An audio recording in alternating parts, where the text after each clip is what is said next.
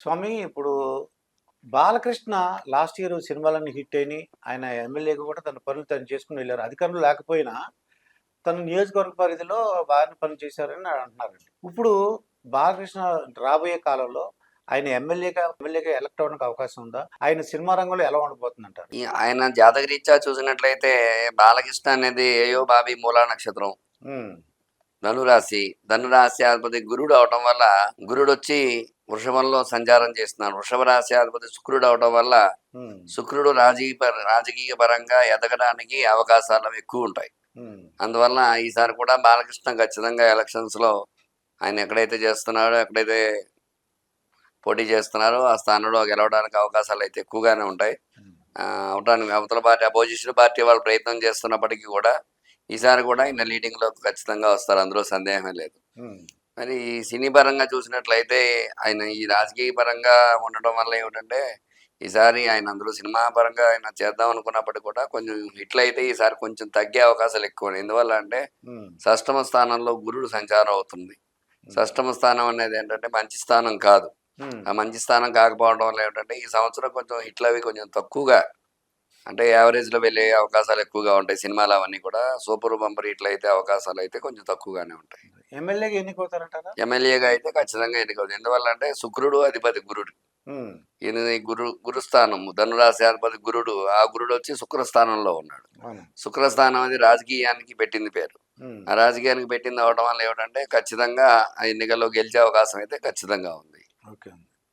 ఇంకా ప్రభాస్ సినిమా ఒకటి కల్కి సినిమా రాబోతుందండి. ఇది ఆ సినిమా భవిష్యత్తు ఎలా ఉండబోతుంది అంటారు? ప్రభాస్ జాతకరీత్యా చూసినట్లయితే ఈసారి కొంచెం హిట్ అయ్యే అవకాశం ఖచ్చితంగా ఉంది.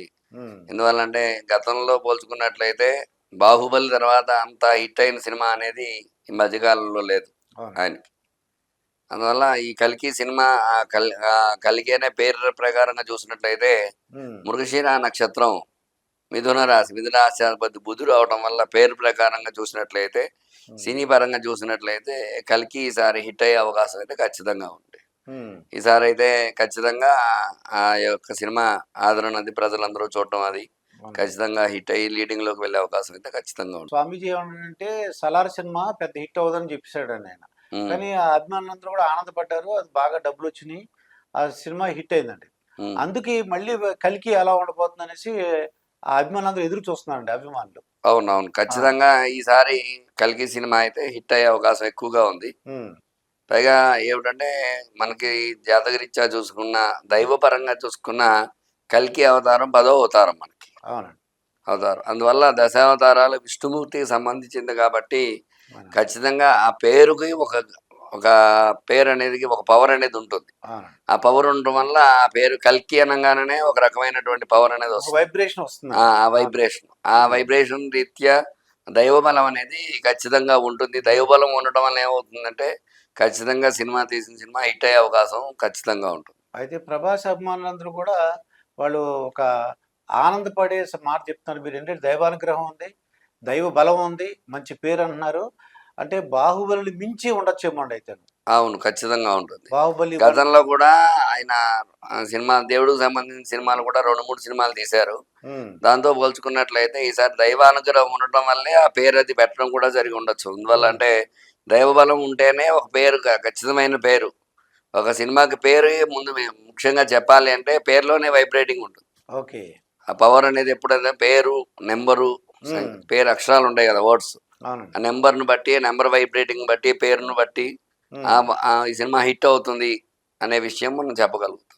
ఆ ప్రకారంగా చూసినట్లయితే కల్కి అనేది ఏమిటంటే ఒక పవర్ కలిగిన పేరు.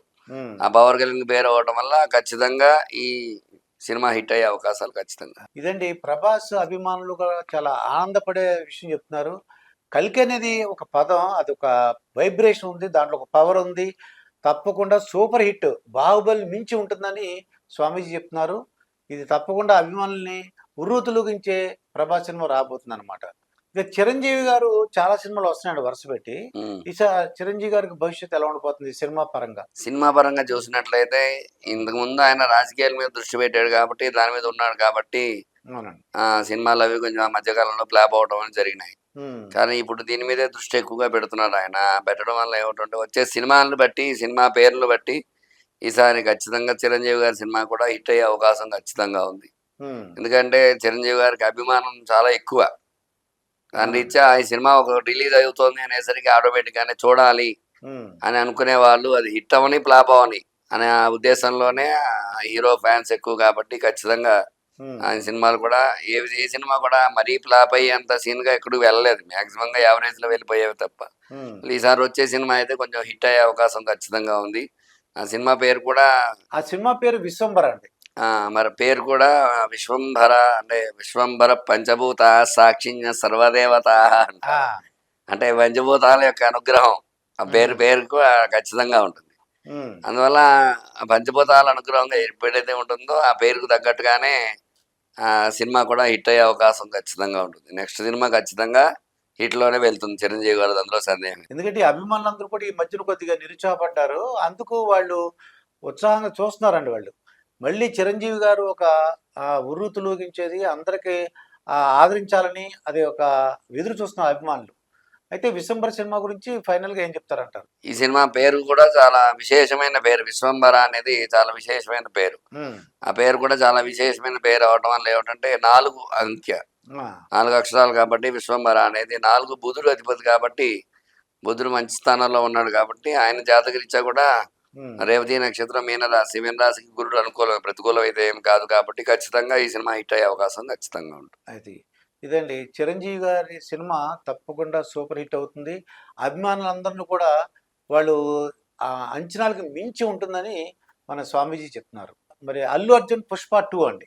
మొత్తం ప్రపంచవ్యాప్తంగా అల్లు అర్జున్ తీసినటువంటి పుష్ప 1 చాలా సూపర్ హిట్ అయింది. మొత్తం ప్రపంచంలో ఉన్నటువంటి తెలుగు వాళ్ళకు ఉన్న అన్ని లాంగ్వేజ్లో కూడా అది డబ్ చేయబడింది. సూపర్ హిట్ అయిందండి ఇది. వాళ్ళు అనుకున్న దానికన్నా ఇంకెక్కువ మించి ఉందన్నమాట. మరి అల్లు అర్జున్ రాబోతే సినిమా పుష్ప 2 ఎలా ఉండబోతుంది? పుష్ప 2 సినిమా కూడా మన పుష్ప లాగానే ఇది కూడా కొంచెం అంటే మరీ పుష్ప లాగా అంత హిట్ అయ్యే అవకాశం, ఎందుకనంటే ఫస్ట్ సినిమా హిట్ అయింది అనేసరికి సెకండ్ సినిమా మీద నెగ్లిజెన్స్ అనేది వచ్చేస్తుంది సహజంగా తీసేవాళ్ళు. అందువల్ల రీత్యా చూసుకున్నట్టే బాహుబలి హిట్ అయినట్టుగా బాహుబలి 2 హిట్ అవ్వాలి. ఓకే. అట్లాగే పుష్ప హిట్ అయినట్టు పుష్ప 2 కూడా అవకాశం కొంచెం తక్కువ యావరేజ్ లో అయితే వెళ్తుంది. అంటే సినిమా తీయటం అది బాగా తీస్తున్నారు కానీ అభిమానులు ఆదరించడాన్ని బట్టే ఉంటుంది. అయితే ఈ సినిమా కొంచెం యావరేజ్ లో వెళ్లే అవకాశం ఎక్కువగా ఉన్నాయి పుష్ప 2 విషయంలో.